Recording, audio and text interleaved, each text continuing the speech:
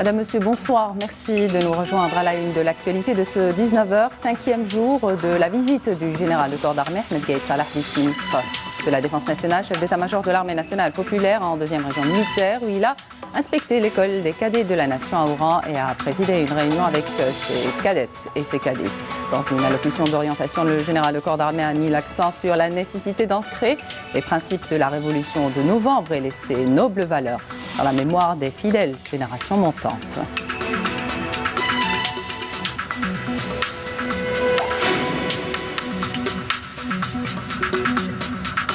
Dans l'actualité également, une réunion interministérielle présidée par le Premier ministre Nordin Bedwi à l'ordre du jour l'étude de la revalorisation à 100% des allocations mensuelles accordées aux handicapés.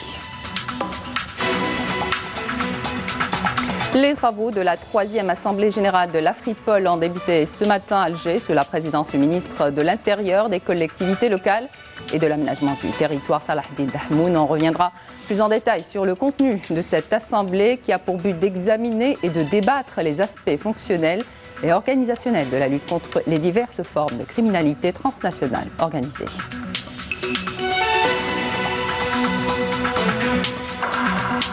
Le moustique tigre fait l'actualité ces dernières semaines chez nous. Il a envahi les villes. Selon les spécialistes, on ne pourra jamais s'en débarrasser. On peut néanmoins diminuer sa densité. Le meilleur moyen de lutte, c'est d'impliquer la population et éliminer tous les points d'eau stagnants. Un reportage à suivre dans cette édition. Bienvenue à tous. Lors du 5e jour de sa visite en 2e région militaire, le général de corps d'armée Ahmed Gaïd Salah, vice-ministre de la Défense nationale, chef d'état-major de l'armée nationale populaire, a inspecté l'école des cadets de la nation à Oran. Il a présidé une réunion avec ses cadettes et ses cadets à l'issue de la cérémonie d'accueil. Le général de corps d'armée, accompagné du général-major Meftah Souab, commandant de la 2e région militaire, a tenu à se réunir avec les cadets avec lesquels il s'est longuement échangé. Le général de corps d'armée a également prononcé une allocution d'orientation suivie par l'ensemble des écoles des cadets de la nation dans tout le territoire national et à travers laquelle il a mis l'accent sur la nécessité d'ancrer les principes de la révolution de novembre et ses nobles valeurs dans la mémoire des fidèles générations montantes. Nazim Azeri. À l'issue de la cérémonie d'accueil, le général de corps d'armée, accompagné du général-major Meftah Souab, commandant de la 2e région militaire, a tenu à se réunir avec les cadets avec lesquels il s'est longuement échangé. Le général de corps d'armée a également prononcé une allocution d'orientation suivie par l'ensemble des écoles des cadets de la nation dans tout le territoire national et à travers laquelle il a mis l'accent sur la nécessité d'ancrer les principes de la révolution de novembre et ses nobles valeurs dans la mémoire des fidèles générations montantes pour qu'elles puissent y puiser un capital moral qui leur permettra de faire face, voire de surmonter tous les défis et les difficultés et poursuivre leur parcours avec espoir, optimisme et ambition, contribuant sérieusement et effectivement à édifier l'avenir de leur pays.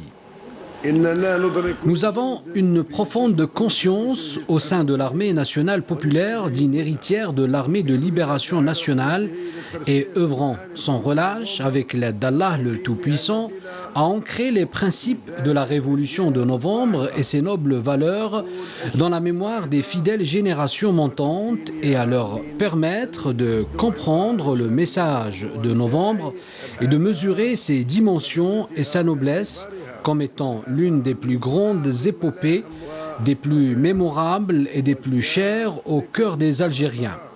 En effet, elle mérite d'être glorifiée et notre armée a le droit aujourd'hui et toujours d'être fière de ses racines, soit la continuité de l'artisan de cette épopée, à savoir l'armée de libération nationale. L'éclat de cette fierté continuera de briller et de se distinguer à l'image du rôle leader conféré à l'armée nationale populaire dans le cadre des missions qui lui sont assignées. Partons de ce principe précisément. Il devient naturel, voire impératif, que la mémoire des Algériens notamment les jeunes, reviennent sur le passé glorieux de leur pays et d'en tirer un capital moral que je sais abondant et incomparable, leur apportant assurément un soutien pour contrecarrer, voire surmonter tous les défis et poursuivre leur parcours avec espoir, optimisme et ambition vers la contribution sérieuse et effective à l'édification d'un avenir prometteur pour leur patrie. L'histoire de l'Algérie, dont nous sommes extrêmement fiers aujourd'hui, n'aurait pu être écrite, comme tout le monde sait, sans ces vaillants hommes qui se sont sacrifiés pour la liberté et l'indépendance de leur pays, présageant à l'époque que cet avenir doit être radieux et prometteur. Il vous appartient aujourd'hui, cadettes et cadets, d'être parfaitement convaincus que l'avenir de l'Algérie doit être en totale adéquation avec son histoire nationale exemplaire, voire miraculeuse. Sachez, cadettes et cadets, que votre pays, l'Algérie, grâce à sa révolution mémorable et son histoire nationale pleine de gloire et d'héroïsme, a pu marquer son empreinte avec évidence sur les pages de l'histoire humaine contemporaine et inscrire en lettres d'or la capacité de l'homme algérien à échanger le cours des événements historiques, à les réorienter et les reformuler conformément à ses aspirations et ses ambitions légitimes. L'histoire humaine retiendra sans nul doute et avec fierté la grandeur de l'Algérie, de son peuple et de sa glorieuse révolution populaire, perpétuant les hauts faits de ses artisans et louant le rôle leader à travers lequel cette glorieuse révolution a contribué à répandre et généraliser les idéaux de la liberté et de la paix à travers le monde. J'ai souligné à maintes fois que les cadets de la nation qui tirent leur origine des gloires de notre révolution de libération et de son histoire éternelle, laquelle a vu naître leurs valeureux aïeux, cadets de la Révolution, qui ont été forgés par leur révolution pour devenir l'un de ses multiples ressources. Je disais que les cadets de la nation représentent aujourd'hui, à l'ère de l'Algérie indépendante, aux côtés de l'ensemble des jeunes Algériens nationalistes et dévoués, l'avenir de notre patrie et de notre nation. Nous les considérons eux aussi comme étant une future et prometteuse ressource qui constitue un réservoir intarissable pour l'armée nationale populaire, digne héritière de l'armée de libération nationale.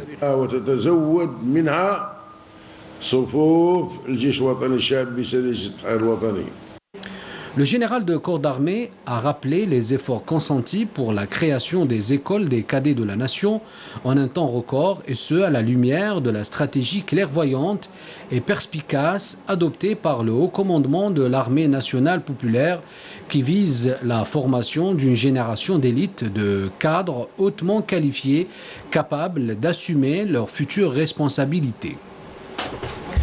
Vous connaissez tous l'importance majeure que nous accordions à la création des 10 écoles des cadets de la nation à travers tout le pays, et en temps record, et ce, à la lumière d'une stratégie clairvoyante et perspicace adoptée par le haut commandement de l'armée nationale populaire qui vise la formation d'une génération d'élite de cadres hautement qualifiés et capables d'assumer leurs futures responsabilités. Partant de cette ambition, nous n'avons épargné aucun effort pour assurer à ces écoles tous les moyens matériels, humains et pédagogiques, voire l'appui moral et l'encouragement, ayant permis aux cadettes et cadets de bénéficier d'une formation de haut niveau pour devenir des officiers compétents, animés par l'amour de l'Algérie, disposant de différentes connaissances technologiques et militaires, armés de volonté et de détermination à réaliser avec mérite toutes ces ambitions. Nous avons réuni toutes les conditions de vie et professionnelles adéquates qui constituent des outils, voire des exigences impératives qui contribuent assurément à l'aboutissement de l'effort didactique escompté que nous voulons atteindre à travers ce système d'enseignement homogène que représentent les écoles des cadets de la nation, considérée en effet comme étant une partie vitale et ambitieuse au sein de l'appareil de formation de l'armée nationale populaire. Sans doute, les importantes réalisations dont ont bénéficié toutes les écoles des cadets de la nation trouveront un écho favorable auprès de leurs cadettes, cadets, enseignants et cadres. Elles constitueront une autre motivation pour l'enseignement réussi et fructueux, car l'objectif derrière tout cela est de réunir toutes les conditions qui garantissent aux cadettes et cadets le climat idoine pour exceller dans les études et ouvre grand la porte devant les enseignants pour dispenser aux cadettes et cadets un enseignement de haute qualité.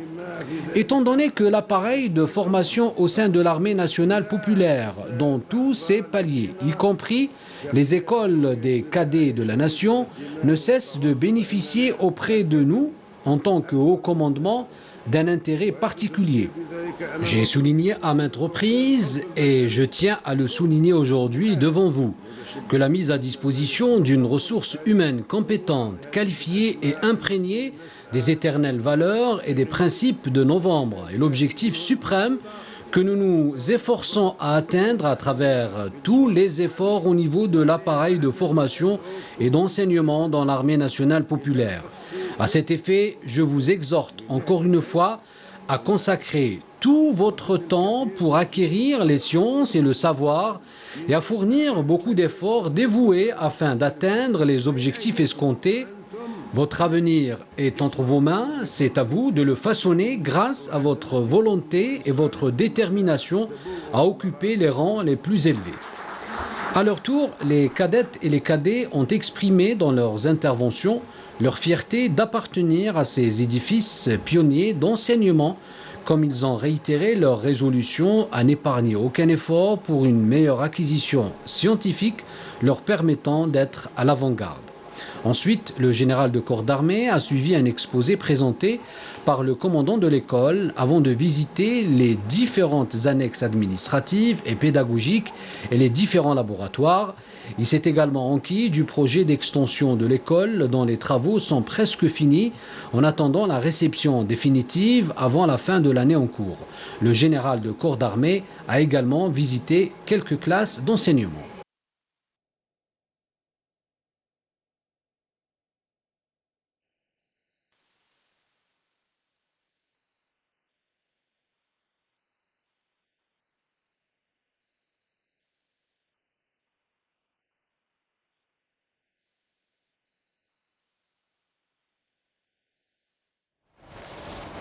Au plan sécuritaire, un détachement de l'armée nationale populaire en coordination avec les services des douanes a découvert hier suite à une opération de recherche et de fouille menée près de la bande frontalière sud à Tamanrasset une cache d'armes et de munitions. Cette cache contenait un fusil mitrailleur de type FM avec 2 chaînes de munitions, une mitrailleuse de type PKT, un fusil de type G3 avec un chargeur de munitions, 3 roquettes pour lance-roquettes SPG-9, 2 charges propulsives pour lance-roquettes RPG-7 ainsi qu'une quantité de munitions s'élevant à 415 balles et 22,5 kg de kif traité.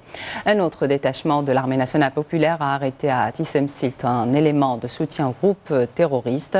Par ailleurs, grâce aux efforts des forces de l'armée nationale populaire, un terroriste dénommé Larbi Aladmi Mohamed s'est rendu aux autorités militaires à Adrar. Le dit terroriste qui avait rallié les groupes criminels en 2013 avait en sa possession un fusil semi-automatique de type Simonov. Dans le cadre de la lutte contre la contrebande et la criminalité organisée, 29 personnes ont été arrêtées par des détachements de l'ANP lors d'opérations distinctes menées à Janet, Tamanrasset et Borjbeji Mukhtar. Un véhicule tout-terrain, 35 groupes électrogènes et 12 marteaux-piqueurs ont été également saisis lors de ces opérations. Un autre détachement de l'armée nationale populaire a appréhendé en coordination avec les services de la Sûreté nationale à Betna un narcotrafiquant en possession de 47,8 kg de kif traité.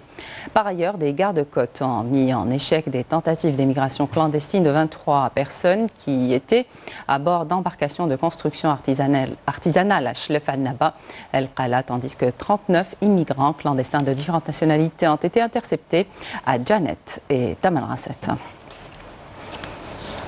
Selon un bilan de l'Armée nationale populaire, les unités de l'Armée nationale populaire ont éliminé en septembre dernier un terroriste, arrêté un autre et découvert 4 corps de terroristes. Le bilan opérationnel du mois de septembre dernier fait donc état de la reddition de 2 terroristes et de l'arrestation de 22 éléments de soutien au groupe terroriste, outre la destruction de 42 caches de terroristes et d'un atelier de fabrication d'explosifs. Dans le cadre de la lutte antiterroriste, une quantité d'armes a été récupérée, dont 14 Kalachnikov, 33 fusils, dont des fusils mitrailleurs, des fusils semi-automatiques de type Simonov, des fusils à pompe, des fusils de fabrication artisanale et des fusils de chasse, ainsi que 3 lance-roquettes de type RPG-2 et 2 drones. Durant la même période, ces unités sont parvenues à récupérer 22 caches de munitions, 4616 balles de différents calibres, 9 missiles sol-sol BM-21, 119 roquettes de différents calibres et 398 soupapes. En matière de protection des frontières et de lutte contre le crime organisé, 11 contrebandiers et 45 trafiquants de drogue et 274 orpailleurs ont été arrêtés. Les mêmes unités ont saisi plus de 102 quintaux de kif traité, 9536 comprimés psychotropes, 486 sacs de mélange d'or brut et de pierre, 1344 jeux phytotechniques et 36,25 tonnes de produits alimentaires, outre 91 marteaux-piqueurs, 143 groupes électrogènes, 9 détecteurs de métaux et 32 appareils de liaison. En matière de lutte contre l'immigration clandestine, les unités de l'ANP ont arrêté 322 immigrés clandestins. Je vous le disais en titre, le Premier ministre Nordin Bedoya a présidé une réunion interministérielle qui a eu pour thème l'étude de la revalorisation à 100% des allocations mensuelles accordées aux handicapés à la lumière des dernières décisions prises par les membres du gouvernement qui ont eu une réunion le 11 septembre dernier. Une réunion marquée par la présentation d'un exposé contenant les résultats des négociations avec les acteurs de la société civile activant dans le secteur de la solidarité nationale et du handicap. Et après l'étude des préoccupations exprimées par cette catégorie, notamment les non-voyants et les sourds-muets, ayant bénéficié de la subvention forfaitaire qui n'a pas été revalorisée depuis 2009, il a été décidé de généraliser la revalorisation de l'allocation mensuelle accordée aux personnes handicapées à 100%, quel que soit le handicap, l'âge de la personne et la source de subvention de cette allocation, à raison de 10 000 dinars, ce qui inclut les handicapés à 100% bénéficiaires actuellement d'allocations forfaitaires de solidarité estimées à 3 000 dinars. Bénéficieront également de cette augmentation mensuelle de l'allocation forfaitaire de solidarité les enfants handicapés à 100%, soit 10 000 dinars pour chaque enfant handicapé. L'État prendra en charge d'autre part les cotisations de la sécurité sociale de cette catégorie. L'installation d'un groupe de travail auprès du ministère de la Solidarité nationale en vue de faire des propositions supplémentaires pour l'amélioration de la situation socio-professionnelle des personnes aux besoins spécifiques, ainsi que la révision des textes de loi et la réglementation concernant cette catégorie. Une nouvelle mesure entrée en vigueur le 1er octobre qui touchera toutes les personnes handicapées à 100% au niveau national. Donc le nombre est estimé à 334 007 handicapés, dont 23 813 enfants. Le Premier ministre Nordin Bedoya a par ailleurs réaffirmé qu'il s'agit d'un engagement moral avant d'être juridique, auquel tout le monde doit se conformer afin d'instaurer une justice sociale et l'égalité des chances au profit de tous les citoyens et sans exception. Tenue ce mercredi des travaux de la 3e Assemblée générale d'Afripol ce matin, sous la présidence du ministre de l'Intérieur, des collectivités locales et de l'aménagement du territoire, Salahdine Dahmoun, en présence du commissaire à la paix et à la sécurité, de l'UA Smaïl Chergui, le directeur général de la Sûreté nationale Ounissi Rifa et secrétaire général de l'Organisation internationale de police criminelle Interpol et le secrétaire général du Conseil des ministres arabes de l'Intérieur.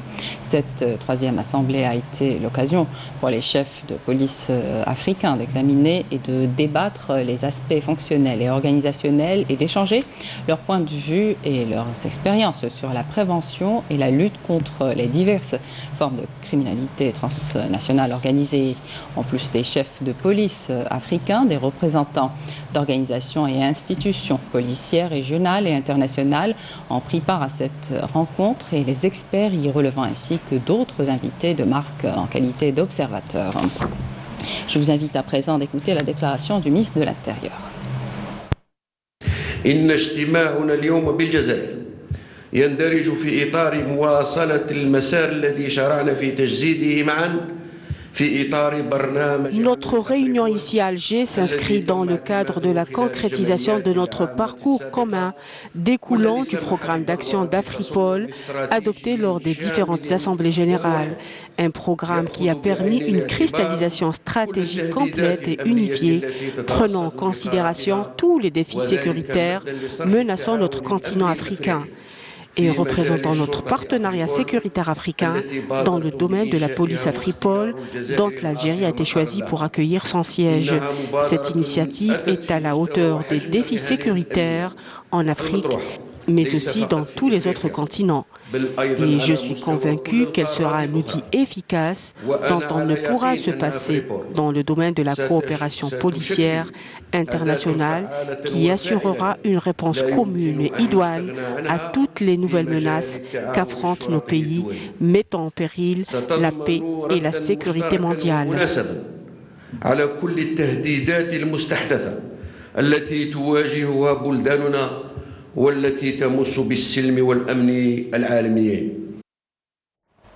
On revient à présent plus en détail sur le contenu de cette assemblée qui a pour but d'examiner et de débattre les aspects fonctionnels et organisationnels de la lutte contre les diverses formes de criminalité transnationale organisée. Nessim Ben Saidi.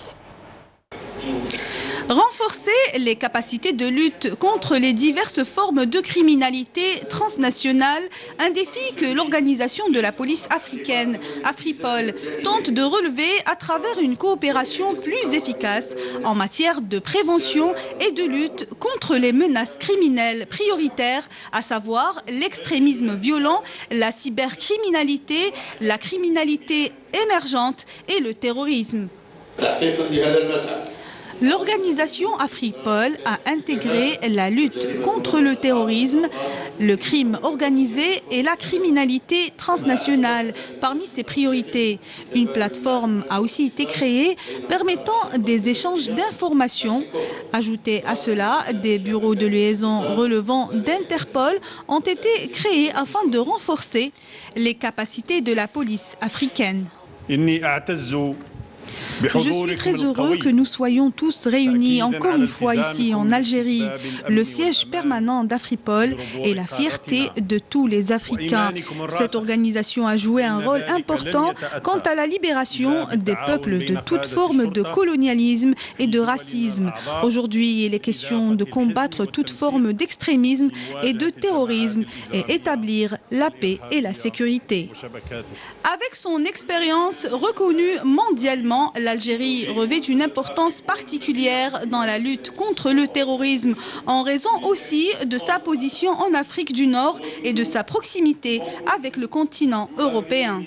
Interpol et Afripol œuvrent pour le renforcement de leur alliance à travers l'échange d'informations et de coopération pour aider les agences de sécurité de tous les pays à neutraliser les terroristes et les criminels. La troisième assemblée générale de l'Afripol constitue une occasion pour les chefs de police africains d'examiner et de débattre les aspects fonctionnels et organisationnels. Il est aussi question d'échanger leurs points de vue et leurs expériences sur la prévention et la lutte contre les diverses formes de criminalité transnationale organisée. Dans l'actualité également, les élections présidentielles, 115 postulants à la candidature pour l'élection présidentielle du 12 décembre prochain ont procédé au retrait des formulaires de souscription des signatures individuelles selon l'autorité nationale indépendante des élections. Comme je vous le disais en titre, le moustique tigre fait l'actualité ces dernières semaines chez nous. Il a envahi les villes. Il a 2 modes de voyage préférentiels, les pneus usagés et par la route dans les véhicules. Que faut-il faire? Pratiquement rien, on ne pourra jamais s'en débarrasser. On peut néanmoins diminuer sa densité. Selon les médecins de l'Institut Pasteur, le meilleur moyen de lutte, c'est d'impliquer la population qui doit éliminer tous les points d'eau stagnantes. Reportage Nakhla Larbi. Le premier problème causé par ce moustique, c'est la nuisance. Ce n'est pas les maladies qui véhiculent. Car c'est un moustique qui est très agressif. Il pique de jour, donc on le ressent. Il pique particulièrement dans les parties basses du corps. Il est à peine visible, pique le jour et cause des réactions inflammatoires qui nécessitent parfois le recours aux antibiotiques. Après les dernières pluies, il a envahi les villes, la capitale notamment. Et depuis, on ne parle que de lui, le moustique tigre.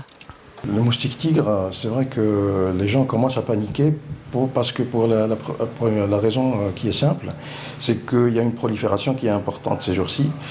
Donc il y a une prolifération parce que vous savez que le moustique nécessite à avoir de l'eau pour pondre ses œufs. Donc comme il y a pas mal de déchets dans les espaces verts, plein d'ustensiles qui peuvent contenir de l'eau stagnante, donc ce moustique profite de cette eau pour pondre et proliférer. Jusque-là méconnu par les Algériens, le moustique tigre s'est en effet installé en 2015 au Maroc, puis en Algérie dans la ville d'Oran. Et c'est à partir de là qu'il a commencé à envahir les wilayas du Nord. Le moustique tigre, comme le rappelle le docteur Boubidi, est hautement invasif. Il a aussi de grandes capacités d'adaptation et pond des œufs hautement résistants, notamment au froid. On pense qu'il est entré en Algérie à travers le Maroc par l'Espagne, parce qu'il a envahi tout le sud européen. Donc on le retrouve en Italie, en France, en Espagne, ainsi que d'autres pays européens. Donc il est entré on pense, par le détroit de Gibraltar, parce qu'il y a beaucoup d'échanges commerciaux là-bas. Originaire d'Asie du Sud-Est, le moustique tigre a entamé sa migration il y a une quarantaine d'années et a fini par envahir le monde. Il a 2 modes de voyage préférentiels via les pneus usagés et par route dans les véhicules. Le mode de voyage intercontinental, c'est les pneus d'occasion. Donc à la base, il y avait des pneus d'occasion en Chine, par exemple, ou d'autres pays asiatiques, qui étaient déposés en pleine nature. Et quand il pleuvait, donc ces pneus, à leur base, il y avait de l'accumulation de l'eau. Donc le moustique venait, il pondait ses œufs à ce niveau-là. Et ces pays asiatiques ont vendu leurs pneus d'occasion à d'autres pays, comme les États-Unis, comme des pays européens. Et donc c'est comme ça que ces œufs de ce moustique ont voyagé. Donc ils sont parvenus à d'autres continents. Et ces pneus ont été déposés en pleine nature, il y a eu des pluies, et l'œuf, quand il se retrouve sous l'eau, il éclot. Et on a la larve qui se développe dans l'eau. Ensuite, on a le moustique adulte. Le moustique tigre qui a envahi l'Algérie d'Oran à El Qala et qui a la capacité de transmettre certains virus dangereux comme celui de la dengue, celui du chikungunya et plus rarement le Zika, n'est porteur d'aucune maladie. La vigilance est du moins de mise avec les personnes qui voyagent dans les pays touchés par ces maladies à transmission vectorielle. Pour rappel, le seul moyen de lutte qui a prouvé son efficacité est l'implication des citoyens pour l'élimination de tous les points d'eau stagnantes, sachant que le moustique tigre peut pondre ses œufs même dans un verre d'eau. Le rappel des titres à présent. 5e jour de la visite du général de corps d'armée Ahmed Gaït Salah, ministre de la Défense nationale, chef d'état-major de l'armée nationale populaire en 2e région militaire, où il a inspecté l'école des cadets de la nation à Oran et a présidé une réunion avec les cadettes et les cadets. Dans une allocution d'orientation, le général de corps d'armée a mis l'accent sur la nécessité d'ancrer les principes de la Révolution de novembre et ses nobles valeurs dans la mémoire des fidèles générations montantes.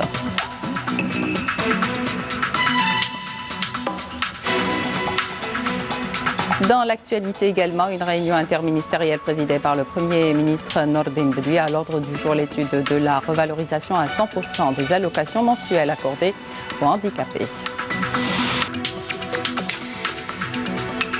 Les travaux de la 3e Assemblée générale d'Afripol a débuté ce matin à Alger sous la présidence du ministre de l'Intérieur, des collectivités locales et de l'aménagement du territoire Salahdine Dahmoun.